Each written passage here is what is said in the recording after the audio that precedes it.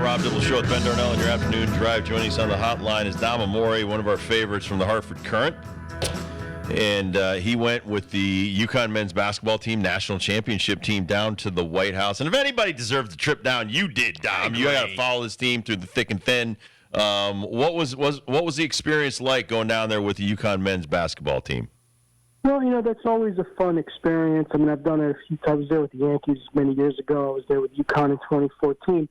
Always a fun experience. It's kind of one of the fun things about winning a championship or being around a championship team is that you get a chance to do that and kind of take in all that history and everything that surrounds it. And, it was just a lot. UConn really enjoyed it. I mean, it was fun watching UConn have fun with it. They had a lot of fun with the whole situation. The players did, and the coaches did, and you could tell they were, in awe of it because I think they had not, it's old hat to some coaches and some players, but not these guys. So it was just kind of fun and refreshing to watch them enjoy it, and at the same time, kind of knowing that it's going to be their last go around together. That the gang's breaking up. What is it like for you when you go to a White House? Because you've obviously been there so many times, Dom. Like, what's the things like? Man, that's really cool that they have this. Like, what's something that sticks out for you that you just find very fascinating about the place? I mean, you guys may or may not know I'm a big history buff, and particularly presidential histories. I read a lot and have a lot of stuff about presidents. But everyone's the 3 times I've been there with 3 different presidents. So it's been the one thing that stood out was with the Yankees. George W. Bush was saying something, and George Steinbrenner butt in, and the president said, "Well, only George Steinbrenner would interrupt the president of the United States." Very funny. And so there's just stuff like that happens. But I always walk in, and it's always interesting to see what presidents have what paintings where, because they rearrange those and they put them in different spots in the foyer. And I got a kick out of it. I walked in. And the first picture I saw was Rutherford B. Hayes' wife, who was known as Lemonade Lucy because she wouldn't serve alcohol in the White House during that administration. It was a dry White House. And later on, Jordan Hawkins asked him what he liked about the White House. He said, "Boy, the lemonade was great here." So I kind of got a kick out of that. That's fantastic. What else was going on at the White House? What else do you like when you go there? Well, what's as a longtime journalist and newspaper guy, I'm always fascinated by the White House press corps and how they go about their business, and what that scene is like, and what that looks like behind the scenes. And it's like I was trying to get a question off to Dan Hurley, and I kept getting I couldn't get it off. And Phil Shard had said, "Well, Dom, you're going to have to be faster." I have trouble getting a question off in Connecticut. You got the White House press corps. They're used to barking questions at the helicopter. And when the president's walking by, they're going to beat you to the punch every time. So I really had to wait it out to get a question off. And the other thing, I comment on this too, both times, last 2 times I've been there. I don't know how they keep the building such a bright white. I don't know if they they repaint it every month. Repaint it every day. Yeah, or if they power wash it with Clorox or what they do. But that's a great point. It is absolutely. I wish I could keep the white paint on my house half as bright as they keep that place. What can you tell us about Tristan Newton's decision to come back? Were you surprised by that? And what does he bring to the table now, being back another year under a Hurley offense? Yeah, well, I don't think there's any question. I'm not surprised that he came back. I thought it was the right thing to do. He wasn't going to get drafted anywhere near high enough. I mean, you're looking at a G League or maybe overseas, and he could probably actually make more money on NIL by coming back to UConn. And I think he could have a really big year next year because I don't think he's going to have the same responsibilities at ball handling. I think they could get him off the ball and use the freshman Stefan Castle more at point guard as he's ready to go. He's there to kind of help break Castle in, and they don't have to throw the hook. I mean, the biggest thing is that this does not force UConn to throw Castle right into the fire, playing 35, 40 minutes a game at the point. He could kind of ease his way in, and when he's ready to take over more, then I think Tristan Newton could be more of a combo guard and off guard, a second ball handler, and more of an offensive player. So I think Tristan can really grow as a player with the different cast that UConn's going to have next year. And he's going to have to do more scoring, obviously, because Hawkins is not going to be there. Talking to Dom Amore from the Hartford Courant, you wrote all about just locally. I mean, UConn is going to the NCAA, so is Central Connecticut, but there's 20 players from Connecticut on both of those teams. Dive a little bit deeper that actually making some noise nationally coming out of Connecticut. Well, as you know, Rob, Connecticut produces a lot of good ball players. Sometimes we don't have that reputation here, but when you think of the population of the state, and the number of players Connecticut usually has, even in the major leagues, where you not only have the 50 states, but players from all over the world. Connecticut's always produced some really good baseball talent and some good scrappy kids who learn how to play, maybe not in the best of weather and on the best of fields. And you see that really manifest itself at Central Connecticut, where they just find a lot of good, tough kids from the CIAC high schools, the public high schools. They find good, tough kids there who really fit what they do, what Charlie Hickey does, and they step up and they play great baseball to get them to the tournament. And when they get into the tournament, of course, they're somewhat overmatched by the big-time power schools in that tournament, and I'm sure they will be again. But they've given a good account of themselves, and they've won a lot of fans wherever they go because they just like the way they play. UConn is obviously become an elite program in the last 10, 12 years under Jim Penders, and they also have a lot of Connecticut kids, but they also have a lot of transfers. And one thing that's impressed me about UConn is I'm writing about for tomorrow to give you a little preview on it. But they also have a big-time player from Connecticut, Ryan Daniels, who helped St. Paul win the championship last year, state title. And for a true freshman to have an impact at UConn, where they have so many fifth and sixth-year players, you really have to be exceptional to do that. And he's been that exceptional freshman. He's had a big role in a lot of different things. So, it's always a fun time of year. I mean, March is great. We all love March Madness. For me, I'm a baseball guy. I kind of like this June period when you have the the baseball championships, and you have usually UConn and maybe Central and maybe even a couple of other teams. Last year we had Eastern. Always a lot of great stories with Connecticut produced baseball players there, which I really enjoy telling those stories. 100%. I'm with you, too, on the road to Omaha is an underrated tournament, I think, in this country. I think a lot of people that are baseball fans need to put more eyeballs on this tournament. CCSU has got a monster task to try to win that Columbia, South Carolina regional. NC State, Campbell, who's having one of their best years, is in that regional. But UConn as well. I know a little bit about Texas Tech's program history, and they're very good. That's who UConn will play Friday afternoon, by the way, right here on this station, 11:45 with the pregame. But Florida, this is what I know about Florida, Dom, and fill in the gaps for me. They're going to have 10 people drafted in Major League Baseball's draft. Looking it up yesterday, their shortstop, this Rivera kid, top shortstop prospect in college baseball. The outfielder that they got, number 3 overall prospect. And then they got pitchers all over the place, 2 of which are in the top 100. All right, fill in some gaps. How awesome is the Florida Gators? Well, I mean, the last time UConn went down there, they had A.J. Puck and they had Peter Alonso burying them at the plate. That was only a few years ago. And this team is probably right up there with that.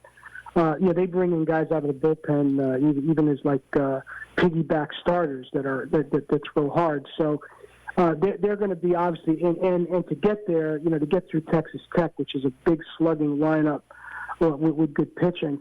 The thing that would concern me about UConn this year, guys, is that they've given up a lot of runs. And, normally UConn has really great pitching. When they get to this time of year and they face the strong lineups, their pitching is still good enough to at least keep them in games and give them a chance to win. Last year, they very nearly made it to Omaha. But this year, they've given up a lot of runs throughout the season to teams that usually don't score much against UConn. I know offense is high everywhere. No one really has a great earned run average, but I think that UConn's going to get involved with some games that are going to be football scores here, like 15-10 or 14-8. And it's going to be very difficult. UConn has a good lineup, and they can hit with anybody, but trying to slug their way out of this tournament, out of this regional, is going to be an awfully tough task for UConn. I see you wrote about Breanna Stewart and all the talent that is on the New York Liberty. They just went back to Seattle. A couple people booed. Probably her family. Really? Just kidding. Nobody really booed. They gave her a standing ovation. Talk about the Liberty and her hot start with them. Yeah, well, she was great. She was terrific on Saturday. Obviously, the first game that she had the 45 points.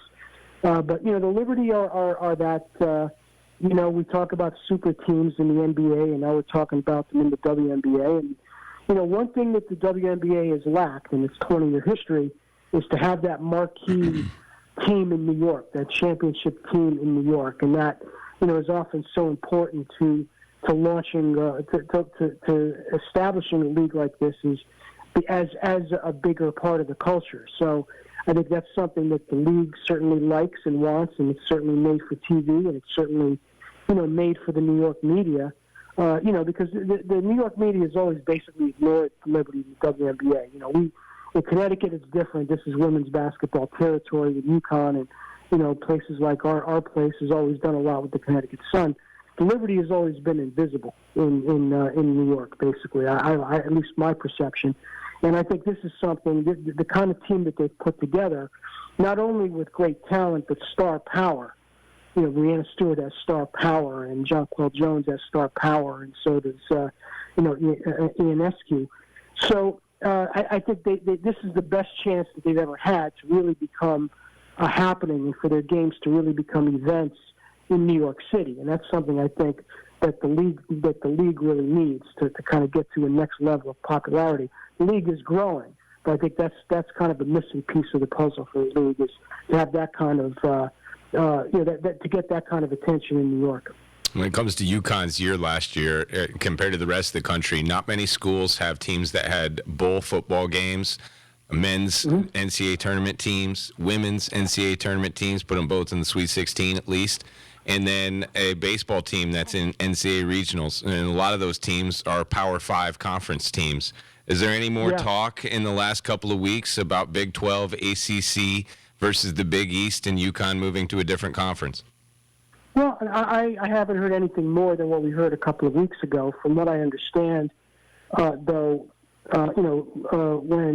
the league commissioner, Big 12 commissioner, supposedly came to UConn to view the place, but that's not an unusual thing. That conference commissioners have come in and out of UConn before. I mean, the UConn's on the radar for these things, and I think it's just a question of, unlike a few years ago where UConn was kind of had a cup in hand and was really begging for a league to want them. I think UConn is in a much more of a position of strength now, and it's a question of what they want to do. Is Big 12 the right thing for them, or is it more? Might it be better to maybe wait for a league that's much more? The ACC I think would be a much better fit for UConn, not only geographically but on a lot of other levels as well. So I think that's really what UConn would like. If they're going to move from the Big East, I think that's really what they would like, to be in the ACC. But I also think that you could one day see some amalgam of the Big East and the ACC if the ACC breaks up, or maybe some best of both worlds scenario where UConn can play football against some of those old Big East rivals like Syracuse and Boston College and Pittsburgh, and still play their Big East rivals. So, it's going to be interesting to see how it plays out. And I know there's a lot of emotion involved here. UConn fans, we in Connecticut love being in the Big East. We like to see UConn Providence, like to see UConn Villanova. We love the Big East tournament in the Garden. You hate to lose those things. We missed them terribly when UConn was not in that league and was playing in the American. But, you do have to think about that Power 5 money, and to be able to sustain what UConn has done, as you mentioned, in all these different sports. And don't forget hockey. I mean, UConn, is knocking on the door of being an NCAA tournament team in hockey. And then that group of 8 schools that have done all the things you mentioned, that would be down to probably one if UConn, or 1 or 2 if UConn got in there in hockey. So, I think UConn, with the credibility that Jim Mora has brought to football, and what Dan Hurley has restored to basketball, UConn's very attractive, and to these leagues. And I think whatever UConn does, they need to play their hand the proper way, because I think they have a much stronger hand than they had 4 or 5 years ago. All right, real quick. Peter Alonso has 20 home runs. Judge has 18. They're 1-2 in baseball. Could this go on all summer, and could we have another like Sosa McGuire situation? Boy, I really hope it does. Wouldn't that be great? Yeah. I mean, I think it's going to be fun already. Plus, they're both such fun. You know, they're both fun to watch, fun personalities. So yeah, I think it'd be great. You know, to have kind of a year-long home run derby in New York and have those guys go back and forth. You know, Judge missed 10 games, or they'd probably be neck and neck at 20-20 or so.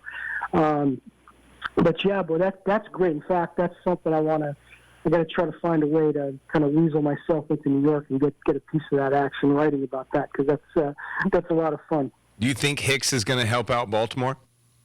Wouldn't surprise me. I mean, look, it's a really he gets a fresh start, a change of scenery, which he badly needed. And you know, Baltimore's for the most part a hitter's park, not as much as it used to be.